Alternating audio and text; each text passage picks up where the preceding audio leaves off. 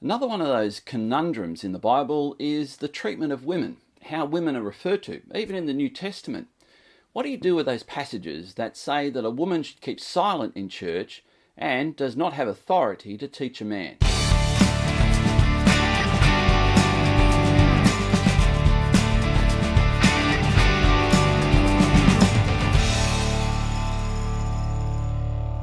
When we look at the use of women in the New Testament, we notice something interesting about the language used, which is the Greek language.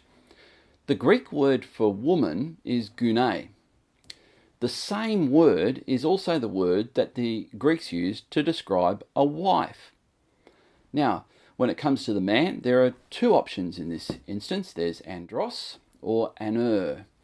And either one can mean man, but generally when it comes to the word husband, it's the Greek word aner.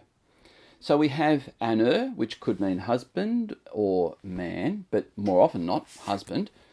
And we have gune, the word used to describe a woman. And so we see that this word gune could reasonably be translated wife or woman in such passages. And it says, I desire that in every place the men should pray, lifting holy hands without anger or quarrelling.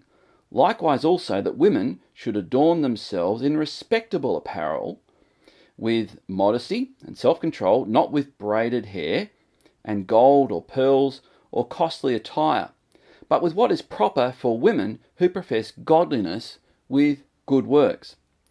And then it says in verse 11, let a woman learn quietly with all submissiveness.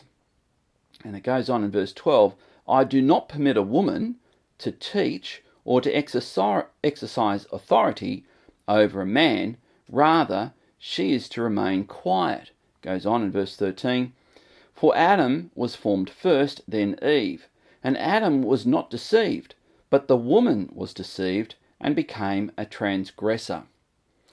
So, what are we to make of this as far as applying it in today's age? If you take it in a wooden literal sense, it sounds like no woman is allowed to speak or exercise any teaching authority within a church. That's what it sounds like. Unless, of course, the apostle is talking about the relationship between husband and wife. And if he's talking about the relationship about husband and wives, then the verse that follows after the ones that I just read begins to make more sense. Because it goes on, she will be saved through childbearing if they continue in faith and love and holiness with self-control.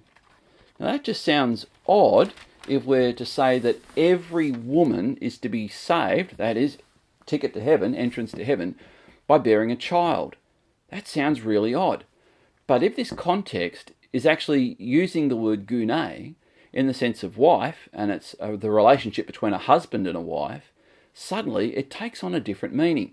And the saved through childbirth isn't a ticket to heaven, it's that she will be preserved, saved by bearing children. Now that might sound like no-brainer today, but it wasn't that long ago that the mortality rate of women bearing children was rather high. And so this is a remarkable promise from the apostle, that if a woman and a husband are in good accord, and she's not trying to exercise authority over him, that even when it comes to bearing child, she will be preserved. That seems to be the context. So what are we to make of the role of women in church? If this passage where these verses occur, is to be understood as a husband and a wife relationship, well, suddenly you almost run out of scripture verses that say that a woman is to keep silent. Especially when you look at the 1 Corinthians passages which say, I do not permit a woman to prophesy unless she has her head covered. Well, prophesying isn't keeping silent. I've never heard of miming your prophecy. So in that instance, again, we see that the relationship of a woman is one of authority. Now, I think there is something to say about authority, which I will say in another video. But in this instance, I think it's important to understand that the best way to understand a passage like 1 Timothy chapter 2, verses 9 down to 14 or so, is the relationship between a husband, aner, and wife, gune. If you take it that way, the way quite possibly the Apostle Paul intended, suddenly you don't have a conundrum when it comes to how the New Testament treats and describes women.